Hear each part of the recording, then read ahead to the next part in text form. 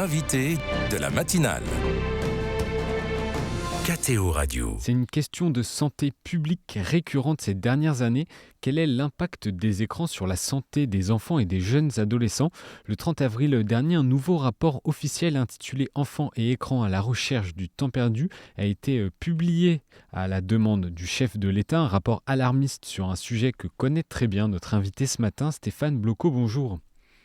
Bonjour. Merci beaucoup d'être avec nous ce matin sur KTO Radio. Je vous présente aux auditeurs, vous êtes docteur en sciences de l'information et communication à la Cato d'Angers, auteur du livre Le Biberon numérique publié aux éditions Artege. Et je précise aussi que vous avez été auditionné à de nombreuses reprises depuis une quinzaine d'années sur le sujet des écrans par différentes commissions parlementaires. C'est un sujet que vous connaissez très bien. Revenons tout d'abord sur ce nouveau rapport. Que nous apprend-il ? Eh bien, vous venez de le dire, c'est un nouveau rapport.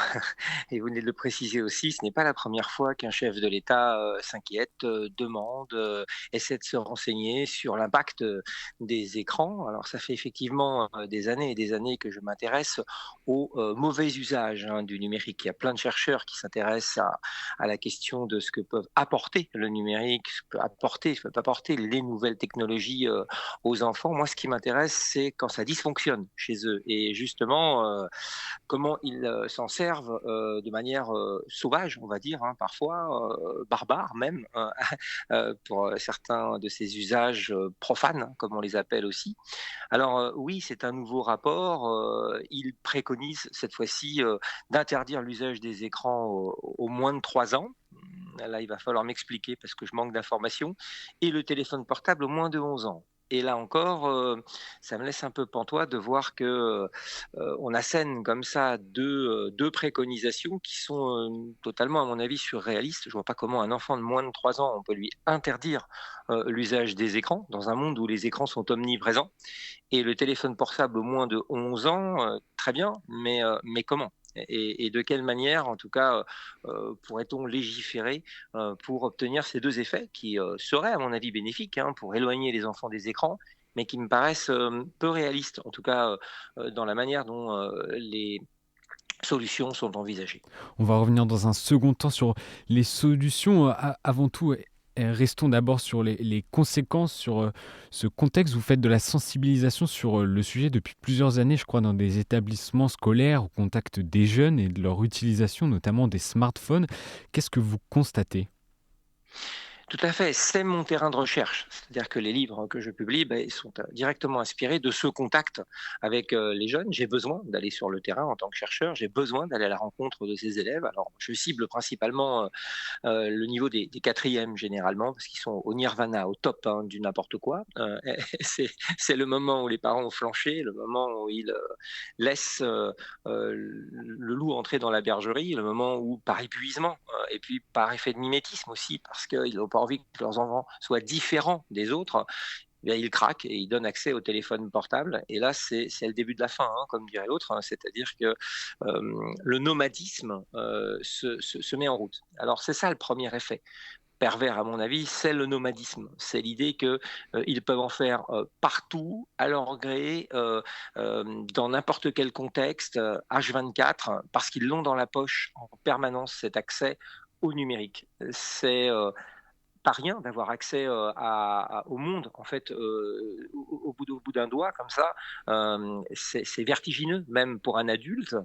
C'est, à mon avis, incontrôlable chez un jeune et ça va le submerger rapidement avec les dégâts qu'on connaît, c'est-à-dire des phénomènes d'addiction, des phénomènes d'hyperviolence parfois, des phénomènes de banalisation de la violence et autres que je pourrais encore déployer avec vous et développer. Et de concentration aussi ? Bien sûr, quand on est partout, on est nulle part, en fait. Et c'est le problème du numérique. Vous savez, quand j'ouvrais un ouvrage avant pour réviser, j'avais un bouquin sur l'histoire, et puis il y avait Vercingétorix, et puis je révisais ma leçon.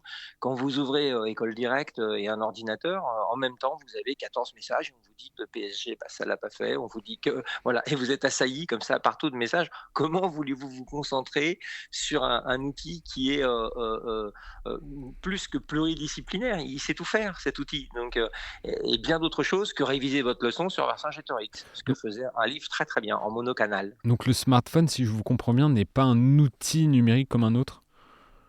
Alors non, parce qu'il est nomade, c'est-à-dire que, moi je n'ai rien contre les écrans connectés. Nous sommes au XXIe siècle, il est évident, normal, c'est dans le développement naturel de notre société, c'est le progrès, hein, comme on dit, notre chef d'État l'avait dit: «Nous ne sommes pas des Amish», hein, voilà donc et il va falloir aller vers ces écrans, il faut y aller, la 5G, la 6G, la 7G, on y va, c'est le progrès. Toutefois, le progrès, est dans la maturité, c'est-à-dire que pour obtenir le progrès, il faut avoir aussi les moyens d'envisager ce progrès, d'appréhender les écrans et on est très, très loin du compte quand on a 11 ans. Faire de la tablette à la maison dans un cadre familial rassurant, avec des gens autour de vous, avec, pourquoi pas un groupe WhatsApp communautaire parce qu'on va discuter de choses intéressantes sur l'école, et puis s'amuser aussi et se divertir un peu, pas de problème. Être dans un bus à n'importe quelle heure, n'importe quel jour, et n'importe quel moment, seul face à des écrans où on peut afficher tout ce qu'on veut, y compris de la pornographie lourde à 10 ans, oui, ça me pose problème. Pour vous, il y a urgence, le problème est plus grave qu'on ne le pense? Ah oui, oui, oui, ça frôle, c'est ce que j'appelle presque une crise sanitaire, hein. C'est-à-dire que là, on a des enfants en état de souffrance, psychique, qui sont, liés, intimement liés, presque en osmose avec ces écrans. On peut pas leur enlever le téléphone des mains. C'est un cauchemar quand vous êtes dans des établissements scolaires qui autorisent, notamment au lycée, les téléphones portables en intercours. Mais c'est l'enfer pour les profs. À chaque intercours, le téléphone est dégainé de la poche, il passe d'une classe à l'autre et puis ils pianotent et puis j'ai vu des établissements qui ont réglé un peu le problème, qui essayaient de mettre des zones franches comme ça dans lesquelles ils vont se connecter et ça porte même des noms, on appelle ça le couloir des zombies. Vous savez, hein, voilà, j'ai trouvé l'expression assez intéressante, c'est tout à fait ça. Et là, ils se parlent plus, ils sont à la cantine, ils sont parfois avec des téléphones dans certains lycées face à face, mais sans se parler. C'est quoi un repas où on a quelqu'un en face de soi et on est connecté à quelqu'un d'autre? Je veux dire, là, est-ce que c'est la place de, est-ce que c'est le rôle de l'école? Est-ce que c'est le rôle de l'éducation? Est-ce que c'est ça le vivre ensemble? Je ne suis pas sûr. Faut-il purement et simplement interdire l'usage des téléphones avant 11 ans comme le préconise? Ça reste une recommandation dans le rapport dont on a parlé en début d'interview, mais faut-il purement et simplement l'interdire? Alors déjà, il faut différencier le smartphone intelligent, et le dumb phone, hein, ce téléphone 9 touches, le talkie-walkie, comme ils appellent ça parfois. Voilà. Donc là, c'est le talkie-walkie pour parler avec papa-maman. C'est l'outil qui rassure. Celui-là, moi, j'ai rien contre. Là encore, on a une société médiatique qui fait peur, où chaque élément de vie est forcé, médiatisé. Enfin, voilà, tout devient grave. Donc les gens ont peur, tout le monde a peur, hein. On a peur pour son enfant, on a peur alors que je suis pas sûr que la société soit moins sécurisante, sécure qu'à l'époque des barbares, hein, voilà. Donc, mais on a peur. Donc un téléphone pour rassurer les parents, en fait, un téléphone lien, celui qui fait qu'on part dans le bus et puis qu'on dit: «Ah maman, voilà, il y a une grève et cetera. Papa, est-ce que tu peux venir me chercher? Est-ce que» bon, ça me pose pas de problème. Le lien, il est important. Mais le téléphone agile, le smartphone, celui qui permet tout, il est quasiment incontrôlable. On voit bien qu'ils ont toutes les techniques pour contrôler les systèmes de gestion parentale et cetera. Donc celui-là, oui, il me pose problème avant 15 ans, vous voyez? Donc quelque part, on ne met pas un scooter dans les mains d'un gamin de 11 ans. Je ne vois pas pourquoi on mettrait un téléphone smartphone dangereux sur le plan psychique dans les mains d'un enfant de 11 ans. Et selon vous, Stéphane Bloco, quelle serait la solution, en tout cas, pour essayer d'endiguer ce problème? Il faut légiférer. Ça fait des années que je commence à le répéter. Alors je me suis radicalisé, hein, parce que c'est vrai qu'à une certaine époque, je disais: il faut éduquer, on va éduquer les parents, on va éduquer». Oui, on a essayé aussi sur la sécurité routière, on a essayé d'éduquer et puis on voit bien que ça fonctionne pas. Alors on a mis des radars et puis on a légiféré et puis on a mis un permis à points et puis je vous rappelle que nous sommes des adultes, hein, et on nous traite là encore comme des enfants, hein, on est bien d'accord, hein, ça c'est pas bien. Là, t'as perdu tes points, t'as des gommettes rouges, ah, falloir repasser une partie de ton permis. C'est très infantilisant, hein, mais en fait ça marche et on voit bien que les chiffres ils ont jamais été aussi bons sur la sécurité routière, même si on les déteste ces radars. Mais on a créé des lois, on nous a verrouillés et on ne le fait pas avec les mineurs. Donc il y a un moment, on doit pouvoir pouvoir dire je n'ai pas le droit d'acquérir un téléphone portable pour mon enfant de 12 ans, ce n'est pas légal. Voilà, vous arrivez dans un magasin, c'est illégal. Comme vous arrivez, pour le reprendre avec l'image du scooter, chez un concessionnaire, on vous dira, monsieur, le garçon là, il a 12 ans, c'est pas possible. Vous n'allez pas le mettre sur un scooter à 12 ans, ce n'est pas légal, monsieur.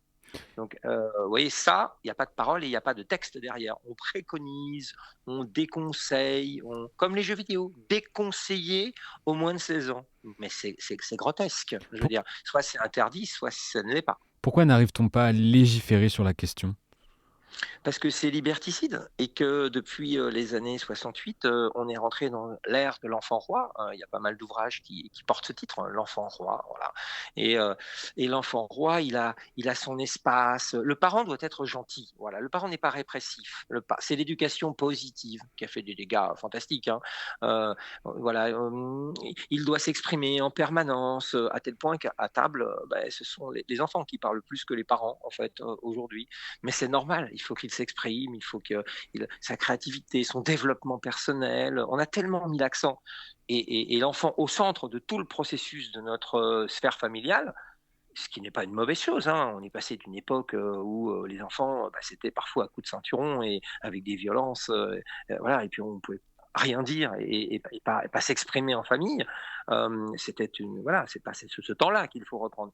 Et comme tout mouvement de balancier humain, on est parti dans un excès contraire, c'est-à-dire que là, c'est l'enfant qui bientôt va expliquer aux parents la vie, en fait. Alors, il a son espace personnel, il a son espace intime. Vous comprenez, mon adolescent de 12 ans, votre adolescent de 12 ans, mais de quoi me parlez-vous? Je veux dire, on n'est pas adolescent à 12 ans, on est un enfant à 12 ans, voilà. Et comme vous avez un outil d'adulte dans les mains, ça vous grandit immédiatement. Vous avez le même smartphone, iPhone, je ne sais pas combien, ou Samsung, je ne sais pas quoi, qui a un cadre supérieur. Comment voulez-vous pas vous sentir un petit peu adulte ? Néanmoins, nous sommes tous, il faut le reconnaître, accros au smartphone. Moi le premier, et les parents aussi. Interdire ou limiter son usage, c'est pas aussi simple que ça. Quels conseils vous pourriez donner à nos auditeurs, auditrices qui nous écoutent et qui ont des enfants de cet âge-là ? Résister. Alors, c'est pas simple. Je rends à César ce qui est à César. C'est mon collègue qui s'appelle Renaud Etier, qui est professeur en sciences de l'éducation et avec lequel je travaille beaucoup. On est en train d'écrire un livre en ce moment sur la question de la pornographie et des mineurs. Lui, il dit éduquer, c'est résister. Et c'est vrai que c'est une belle phrase parce que c'est ça, l'éducation. C'est pas forcément être le papa ou la maman qui fait plaisir. C'est aussi un moment poser un cadre, poser une limite. C'est pas simple, c'est très dur, on se fait tous déborder et on est happé par la vie, happé par nos faiblesses, happé par l'envie d'être gentil, happé par voilà. Mais chaque année gagner sans le smartphone, c'est une année de sauver. Et encore une fois, je dis ceci. Les outils numériques, on peut faire du casque virtuel à la maison, on peut avec ses parents, on peut jouer à la PlayStation, on peut ça n'est pas la même donne. C'est-à-dire que ça reste des usages, des outils numériques ludiques, culturels, intéressants. Il ne faut pas fermer l'enfant à ces usages-là, mais encore une fois, le laisser seul avec un smartphone hyper connecté en ayant l'illusion qu'un contrôle parental va régler tout le problème, je ne suis pas certain que ça soit une bonne idée. Et avant, en tout cas, 15 ans. Merci Stéphane Blocquaut pour votre expertise sur un sujet qui vous anime depuis plus de 15 ans. Je rappelle à nos auditeurs que vous êtes notamment l'auteur du livre Le Biberon numérique, publié aux éditions Artege. Et je crois que le second volet, vous en avez parlé, va paraître prochainement. Tout à fait. Merci beaucoup et bonne journée. Merci beaucoup. Au revoir.